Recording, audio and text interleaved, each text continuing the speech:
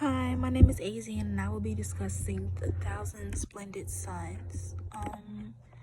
I first wanted to go ahead and tell my side. I am for the book showing that women have little or no power, and I believe this because based off of just Miriam's childhood with her and her mom, Jaleel, which was Miriam's father, he barely came around, and when he did,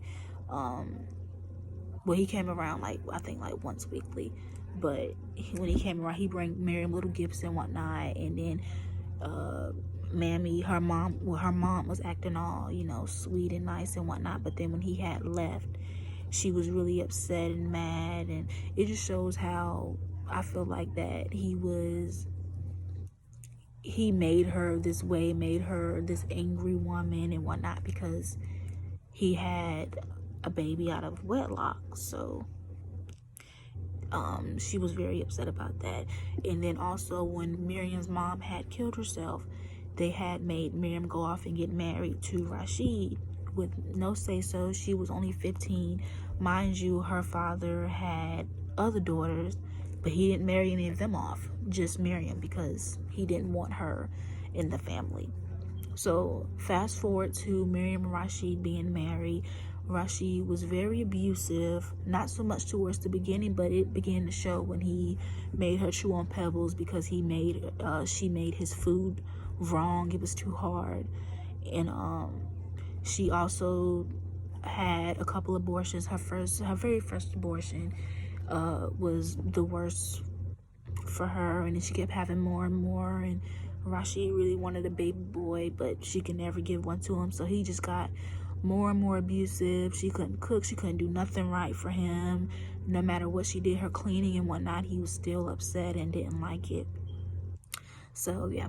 And then fast forward to Layla. When she came into the picture, Layla's parents were very different from how Miriam grew up. Layla had very caring parents. Her parents wanted her to have an education. She didn't get married at a young age. Well, she did eventually, but her parents didn't want that first. She wanted her to live her childhood, go get an education, because that was very important for young Afghan women in her family. And one thing her father said, it was a good time to be an Afghan woman during that time, which was kind of ironic because a couple of years, or if not months later,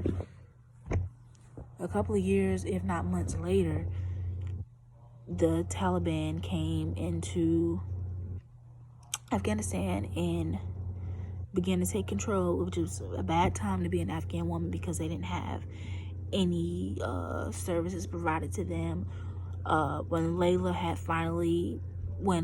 parents had died, she had went to Rashid with Miriam, and they were told that Tariq had passed away, which was a lie.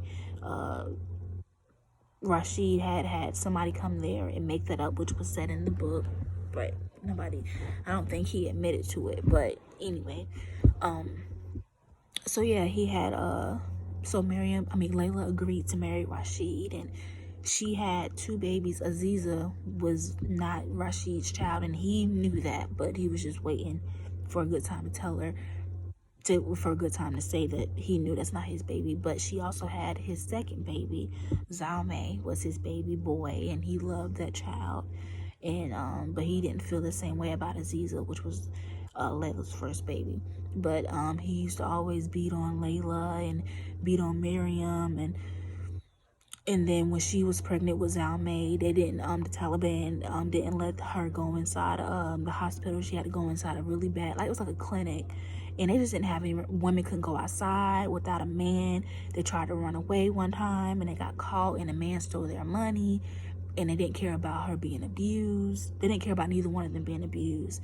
The Taliban just did not care for women. They only cared for men, only wanted men to work and all that. So yeah, I just believe that in that society, women didn't have any type of rights whatsoever, and it was really shown throughout this book. But otherwise, I really enjoyed the book. Thank you.